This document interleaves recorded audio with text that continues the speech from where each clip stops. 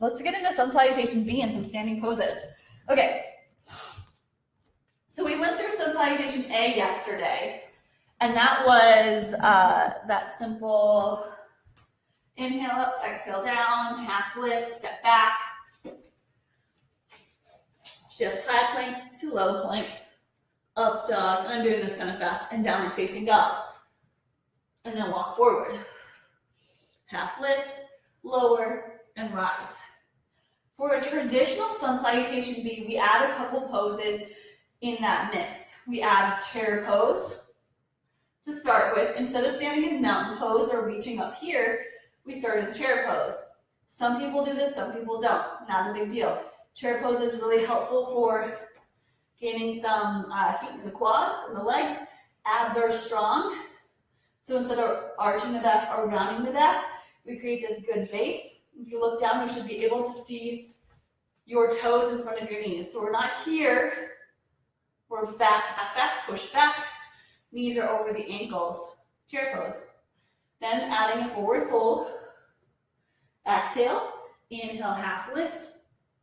We've been through these poses before. Plant the hands and step back to plank pose. You can always step or shift right back to down dog. In fact, right now I'll do that.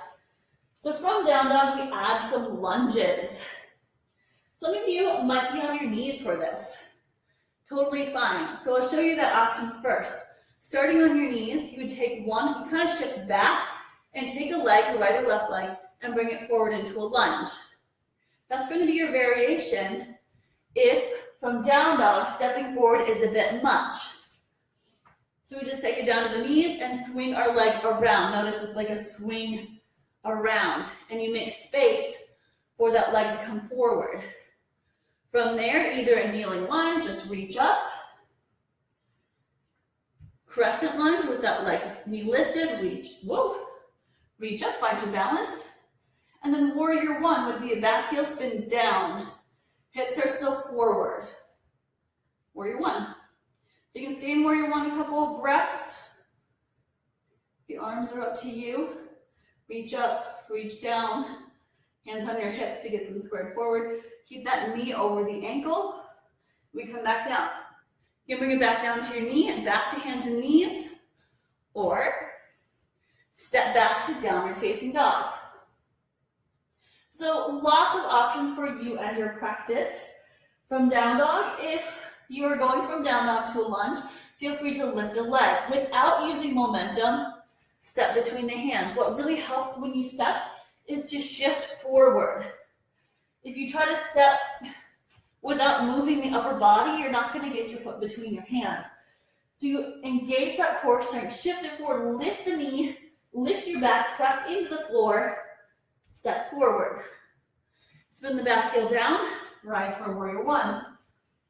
Or if your heel's up, crescent lunge.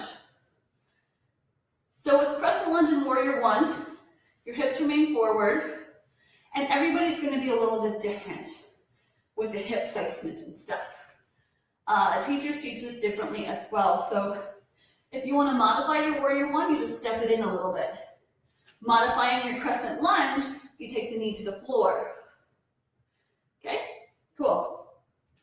So then you step back and do down dog and all that, but I'm going to show you a more traditional Sun Salutation B without going through modifications. From there, you can use your own modifications.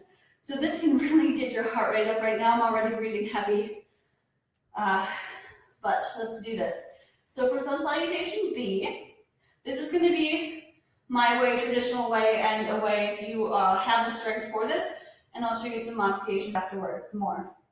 So starting in chair pose, bend your knees and circle the arms up. Exhale, forward fold.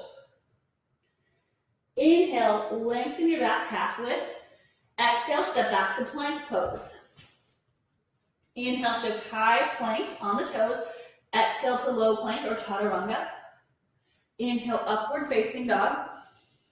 Exhale, a downward facing dog. You can take a deep breath in. Even lifting the leg is fine. Exhale, step between the hands. Spin the back heel down. Rise up for warrior one. Reach up. Exhale, hands to the floor. Step back to plank. This might be a little fast for you. Take as many breaths as you want to while you do this. Shift, inhale. Exhale, low plank, elbows to 90 degrees. Up dog. Downward facing dog, exhale. Inhale, left leg rises just for a little bit of a lift. Exhale, step between the hands. Back heel down. Inhale, reach up. Warrior one. Exhale to the floor. Step back to plank. High plank. Inhale. Exhale, lower. Halfway down. Inhale, up dog. Exhale, downward facing dog. You can hold a couple breaths. Or right away in down dog. Bend the knees, look forward, inhale. Exhale, step to the top of the mat. Half lift, inhale. Forward fold, exhale. Bend your knees, chair pose, sit back, reach up, and release. So that's a full Sun Salutation B. If you are looking just to get into the lunges without that down dog, chaturanga type stuff, or if you don't want to touch the floor, there's a nice little variation. I think it's a Sun Salutation C. We don't have to get into the technical terms of all of that. It's it's a little simpler. It's like you start in the Sun Salutation A, reach up, forward fold, half lift, and you just step a foot back to a lunge or warrior stance. You can go lunge and then reach up into a lunge. Exhale, down, step forward, half lift, step the other foot back, exhale. Inhale, rise up. Exhale, down, step forward. Half lift, lower, and rise. So that is a couple of versions of our Sun Salutation B. What I like to do with my vinyasa classes is use what I call the Sun Salutation Highway. So you're using the rise, forward fold, half lift, step back, either going through the full flow with Sun A, or just a simple half Sun Salutation to get into whatever it is we need to get into. Like that. So I use, you'll hear that throughout our sequencing is the Sun Salutation Highway. It's sometimes called the vinyasa. Don't be confused with the whole style of yoga called vinyasa, but take a vinyasa, you might hear that. I usually just say, tell you what to do. But I call it the Sun Salutation Highway. It's the smoothest, I feel like, smoothest transition from pose to pose without getting super choppy. So you don't have to, come up, all of a sudden you're standing and someone says, okay, now come to boat pose. And you're like, okay, so I'm gonna sit down. And it's just awkward. And then if you're on the ground seated, like, all right, everyone come to standing. And you're like, okay, so I'm gonna push myself up. And it's just this sort of, it's a smoother way to go from one pose to the other, from the ground to standing, just like we did in the beginning. So working on that Sun Salutation on the way up and on the way down. Let's say, example, you're seated like we were before. How we get from, let's say, like a boat pose is to cross my legs, come forward, step back to plank, press back to down dog, then walk the feet forward. Half lift, forward fold, and rise. And then how we get back down to boat pose or to any other pose seated would be to reach up, forward fold, half lift, step back to down dog, take the knees, and then swing the legs around. So it's just this nice little smooth way instead of just saying come to the ground. Okay, a few more standing poses and then we'll be done for today. So in the guide, I also provided a few more warrior poses. So warrior poses can be used in place of warrior one for your Sun Salutation B. A Sun Salutation B is really just a Sun A with lunges. So warrior two is probably more common than you'll see warrior one actually. So we're going to get into that. It's a wider stance, about, let's see, how far? Lunge distance. So just take my legs wide, arms out. Well, first, please turn a foot to the front. The other foot will be about 90 degrees where it is. So if your feet were parallel to each other. Turn one foot out to the side, directly out to the side. Bend the knee. Your hips are open towards the side of the room. So this is different than the warrior one where we're turning our torso forward. Instead, we're out to the side. Knee draws open. Press into the big little pinky toe side of the foot. Hips are not doing this. We're actually level. Then deep into the knee. Try to get this front leg. This is going to be our front leg. Bent leg, front leg. It's going to be 90 degrees. Open the arms and then look towards the front. And that's a nice warrior two. For reverse warrior, similar to warrior two, I've seen this in a lot of classes lately. You like to lean forward, flip the palm, and then reverse to create length through right and left side. If we were just to tip back, a lot of times we get too far back. So we actually want to reach forward and then lean back so you get this long length straight up to reverse warrior. Your legs remain the same as they did in warrior two. Back to warrior two.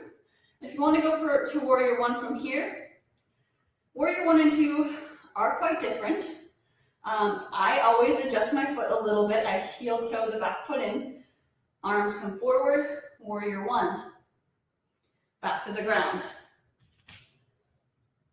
So for a warrior, or for Sun Salutation B, if you've ever taken a yoga sculpt class, I used to teach this a lot. We did this little series for our Sun Salutation Bs. We're in down dog, lift your right leg, step between the hands, back heel down, warrior one. Then we'll open to warrior two. You can adjust the feet. Then reverse warrior. Then back down, cartwheeling down back to the ground. Same thing on the other side, lift the leg, inhale, exhale, step forward. Inhale, warrior one. Exhale, warrior two.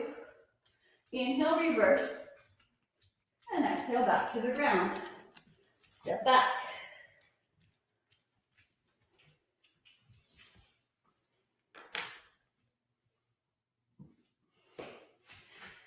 Okay, so that is our practice for today, Sun Salutation B, and I went through some Ujjayi breath earlier. Hope that was helpful for you, and you can definitely look up more about the sun salutations through Google or through YouTube.